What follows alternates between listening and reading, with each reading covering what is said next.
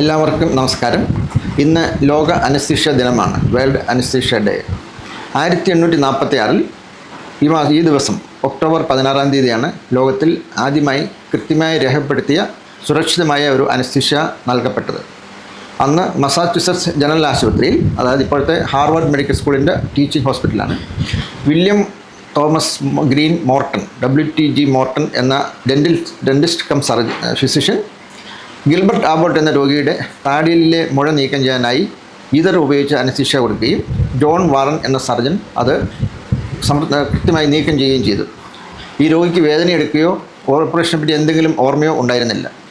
കൃത്യമായി രേഖപ്പെടുത്തിയതും വിജയകരമായും എന്ന് പറയാനുള്ള കാരണം, ഇതിനു മുമ്പ് പല BC 4000 തൊട്ട് പല രീതിയിൽ പല ആളുകളും പല രീതിയിലുള്ള അനസ്തീഷ്യ പരീക്ഷിച്ച് നോക്കിയിട്ടുണ്ട്. അനസ്തീഷ്യ എന്ന വാക്കിൻ്റെ അർത്ഥം without sensation or without feeling എന്നാണ്. ഇതൊരു ഗ്രീക്ക് വേർഡാണ്. രണ്ട് വാക്കുകളുടെ ഒരു സങ്കലനമാണിത്. അൻ എന്ന് പറഞ്ഞാൽ വിത്തൗട്ട്, എസ്തസിസ് എന്ന് പറഞ്ഞാൽ ഫീലിംഗ്, വിത്തൗട്ട് ഫീലിംഗ്. അനസ്തീഷ്യയുടെ ചരിത്രം നോക്കുകയാണെങ്കിൽ BC 4000 ആണ്ട് തൊട്ട് പപ്പാവർ സോംനിഫറം എന്ന ചെടി, അതായത് നമ്മുടെ കറുപ്പ് ചെടിയുടെ കറയിൽ നിന്നും ഉണ്ടാക്കുന്ന ലഹരി വസ്തുക്കൾ ലഹരിയുടെ ഉപയോഗത്തിനും വേദന സംഹാരിയുമായിട്ടും ഉപയോഗിച്ചതായി സുമേരിയൻ ക്ലേ ടാബ്ലറ്റുകൾ രേഖപ്പെടുത്തിയിട്ടുണ്ട്. സുമേരിയയിൽ നിന്ന് മെസപ്പൊട്ടേമിയയിലേക്കും ബാബിലോണിലേക്കും തുടർന്ന് ലോകത്തിൻ്റെ മറ്റ് പല ഭാഗങ്ങളിലേക്കും കറുപ്പിൻ്റെ ഉപയോഗം വ്യാപിച്ചു. പിന്നീട് വന്നത് ആൽക്കഹോളായിരുന്നു, നമ്മുടെ മദ്യം ഉപയോഗിച്ച് ബോധം കെടുത്തിയ ശേഷം ചെയ്യുമായിരുന്നു. അതിനുശേഷം മറ്റ് പല മാർഗ്ഗങ്ങളിൽ കൂടിയും ചെയ്തെങ്കിലും ഇതൊന്നും സുരക്ഷിതമായിരുന്നില്ല, വിജയകരവുമായിരുന്നില്ല. അന്നത്തെ അനസ്തീഷ്യയും സർജറിയുടെയും മരണശതമാനം 80%-ഓളമായിരുന്നു. എന്നാൽ മറ്റ് നൂറ്റാണ്ടുകളിലും, അതായത് മെഡിയൽ കാലം വരെ ഇത് ഇങ്ങനെ തന്നെയായിരുന്നു. അതിനുശേഷം അനസ്തീഷ്യയിൽ വളരെ വിപ്ലവകരമായ മാറ്റങ്ങൾ ഉണ്ടാവുകയും സുരക്ഷിതമായി ഉപയോഗിക്കാവുന്ന മരുന്നുകൾ കണ്ടുപിടിക്കപ്പെട്ടു. അനസ്തീഷ്യ കൃത്യമായി നൽകുന്നതിനുള്ള ഉപകരണങ്ങളും കണ്ടുപിടിക്കപ്പെട്ടു. 19-ാം നൂറ്റാണ്ടിൽ 20-ാം നൂറ്റാണ്ടിലുമായി വളരെ കൃത്യമായ രീതിയിൽ അനസ്തീഷ്യ കൊടുക്കാനുള്ള ഉപകരണങ്ങളും യന്ത്രങ്ങളും പാർശ്വഫലങ്ങൾ തീരെ കുറഞ്ഞ മരുന്നുകളും കണ്ടുപിടിക്കപ്പെട്ടു. ഇപ്പോൾ അനസ്തീഷ്യ സേഫ് സർജറിക്ക് വേണ്ടി കൃത്യമായിട്ട് ഉപയോഗിക്കാൻ നമുക്ക് സാധിക്കും. പാർശ്വഫലങ്ങൾ തീരെ കുറഞ്ഞ മരുന്നുകളാണ് ഇപ്പോൾ ഉപയോഗിക്കുന്നത്.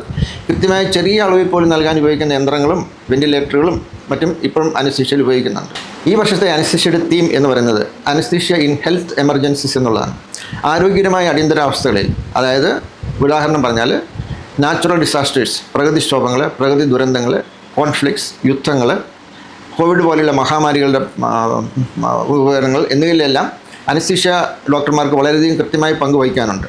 ഈ രോഗികൾക്ക് നിന്ന് പ്രഥമ ശുശ്രൂഷ നൽകുകയും അവരുടെ ക്രിട്ടിക്കൽ കെയർ മാനേജ്മെൻറ്റ് നടത്തുകയും ചെയ്യുന്നത് ഇപ്പോൾ ബഹുഭൂരിപക്ഷം അനസ്തീഷ്യ ഡോക്ടർമാരാണ്.